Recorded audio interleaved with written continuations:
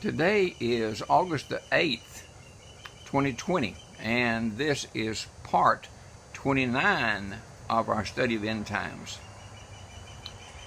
Yesterday we started with the marriage supper of the Lamb. Now you remember that Jesus said that this 3.5-year period would be the worst trouble that the world had ever known or ever will know.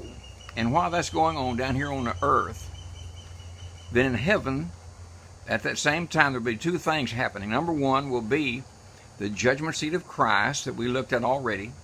And number two will be the marriage of the Lamb and the wedding supper. Yesterday, we said that the parents of the bride and the parents of the groom got together and made arrangements for them to be married. That was the betrothal.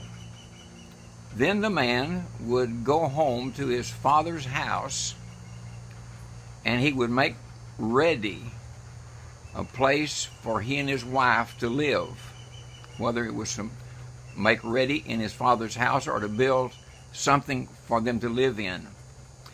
Then at some unspecified time, he would go and get the bride, and she and her friends would come, and he would bring her, and of course his friends would come, and they would have rejoicing along the way.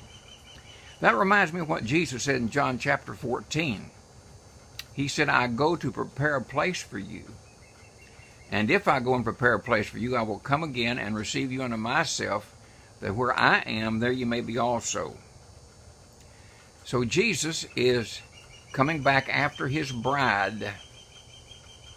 Now, we said yesterday that this bride, I know what is the church, and I know what a church looks like here on earth, but I'm not at all sure what the church is going to look like in heaven. There's a lot of difference of opinion, but I know it's going to be the church. Now, it's not going to be the saved of all the ages, because we're told in Revelation there that there would be the bride, and then there would be those that are invited to the wedding supper. So there's two different groups of people that are there.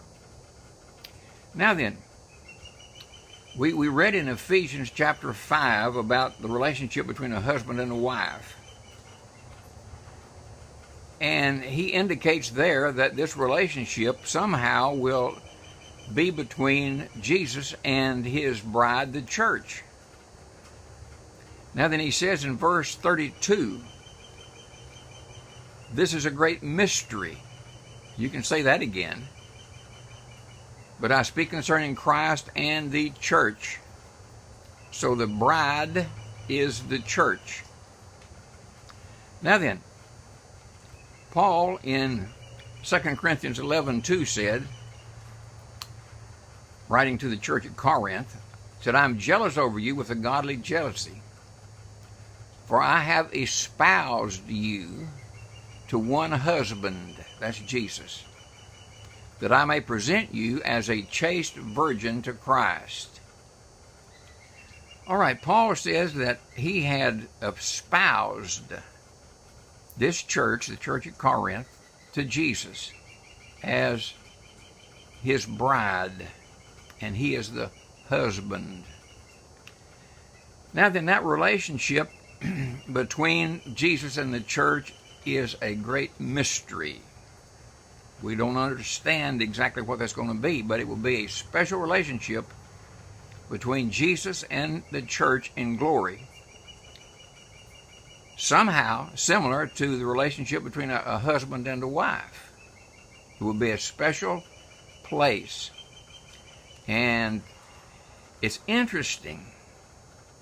Over in Revelation chapter 21, after the millennium, the angel comes to John and says, come on, I'm going to show you the Lamb's wife. That's Jesus' wife. And so he carried him away, and instead of showing him some people, he showed him the New Jerusalem. Now somehow, the New Jerusalem is tied to the bride of Christ. Maybe she'll live there. I don't know.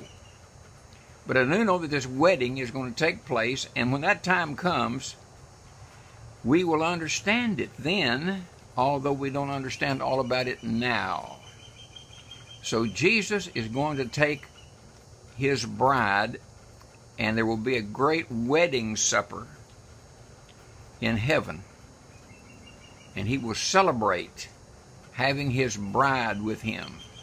And this will take place, we said, in heaven at the last part of what's known as what we call the Great Tribulation period. That doesn't really satisfy me, but that's about all we know about it because there's not a lot more said.